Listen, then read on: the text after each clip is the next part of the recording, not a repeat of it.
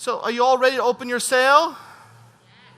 Look, I really appreciate you saying yes. It takes a lot of trust, right? It takes a lot of trust to open that sale. But let's do it. Okay, so when we open our sale, if the base of security is safety, the base of all growth is exploration. It's the spirit of exploration that drives all growth. I just said the same thing in a different way. So when we talk about exploration, we can talk about lots of different forms of exploration. One big form of exploration is creativity.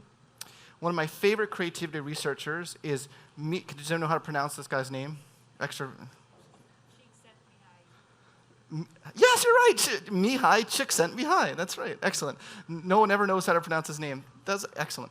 So when I was studying the creativity literature before I started doing my own research to kind of see what existed in the literature about creative people, I saw this quote from Mihai saying, "If I had expressed in one word what makes their personalities different from others, it's complexity. They show tendencies of thought and action that in most people are segregated. They contain contradictory extremes. Instead of being an individual, each of them is a multitude." Let me tell you, when I started off my dissertation work as a scientist and I had to operationalize that construct, as they say, that is hard, right? How am I going to scientifically capture that definition of a creative person? How many of you feel like that captures you? Only 2 people have multitudes within them. Okay. Maybe this will be better for you guys. So how many of you feel like you have messy minds? Now, there we go. Now we're talking. I had a journalist ask me a couple years ago, she was Caroline Gregoire. She asked me, if you could describe the creative mind in one phrase, what would it be? And the thing that just immediately hit my head was, they have messy minds. And the point is, I mean that in a good way. It's a good thing to have messy minds. So when I started to study this scientifically, I came up with something called the Openness to Experience questionnaire. Well, it had existed, but I worked on it further. And I found the following items do a good job predicting whether or not you can have a so-called messy mind or be creative. So for each of these items, I want you to raise your hand if you feel like you resonate with this. I am curious about many different things. Very nice. I have a diversity of interests. I shouldn't be judgmental, though. I shouldn't be like, that's great, because those who didn't raise their hand, that's fine, too. I like to reflect and play with ideas. I assume a lot of people in this room. I have an active imagination. I have a deep appreciation for beauty. I get deeply immersed in music.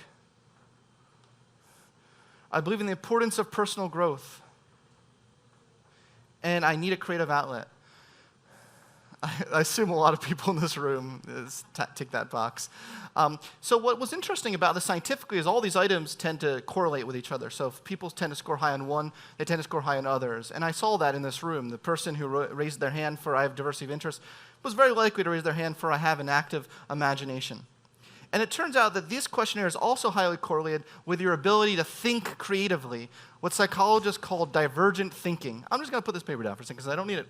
It's called divergent thinking, and that's different than convergent thinking. Convergent thinking is kind of like SAT scores, what's the right answer, right? Divergent thinking is any answer is possible. And they may not all be equally creative, but any answer is possible. So I want to get all of our kind of divergent thinking going a little bit. So I want to ask a question that creativity researchers will literally bring in a participant, and ask them this question, and then they'll have a whole bunch of raters rate how creative their response is.